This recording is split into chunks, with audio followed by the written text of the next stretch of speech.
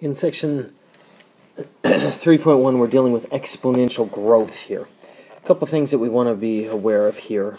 We're going to have a chart similar to this that we want to try to fill in all of the details on.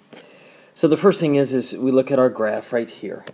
Our graph is g of x is equal to 7 all raised to the power of x. Our graph looks something like this. It's going to increase exponentially. So the first thing that we want to answer to ourselves is right here. Is it growth or decay? Is this growing or is it decaying? Is it getting larger or smaller? And so that we know that this one is going to be a growth. So we'll just write this in. Oops. Let's try that again.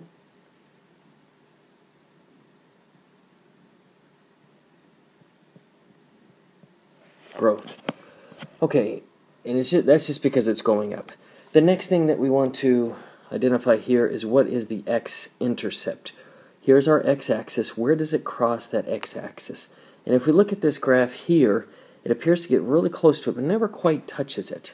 It never does touch. There is an asymptote there. And the asymptote, again, is where it gets really close to it, but never quite touches. So right here for our x-intercept, it is actually none.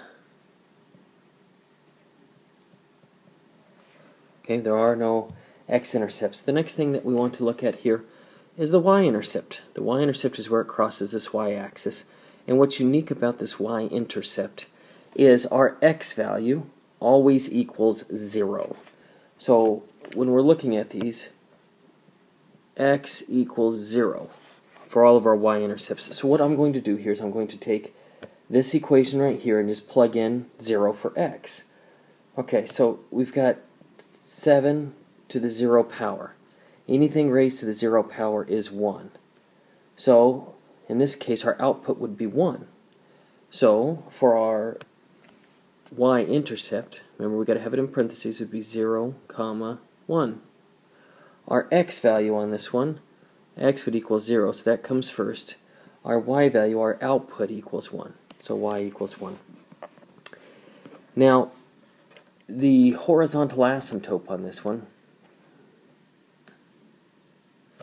and that's the one where it gets really close to crossing but never quite touches, and we've identified that it gets real close to that y-axis but never quite touches it. So our horizontal asymptote in this case would be y equals 0. Next it's asking, is it increasing or decreasing? And these two kind of go alongside of each other. Is it growth or decay, increasing or decreasing? This one, if we look at this graph here, it does appear to increase. So our answer on this one would be increase. And that's kind of getting a little sloppy there, but you get the picture. It's increasing. Now, another big item here is the growth or decay factor. Now, this one is a growth because this number right here is greater than 1. If that number is greater than 1, it's considered a growth factor. It's considered a growth. And the growth factor is whatever that number is. In this case, it's 7. So our growth factor on this one would be 7.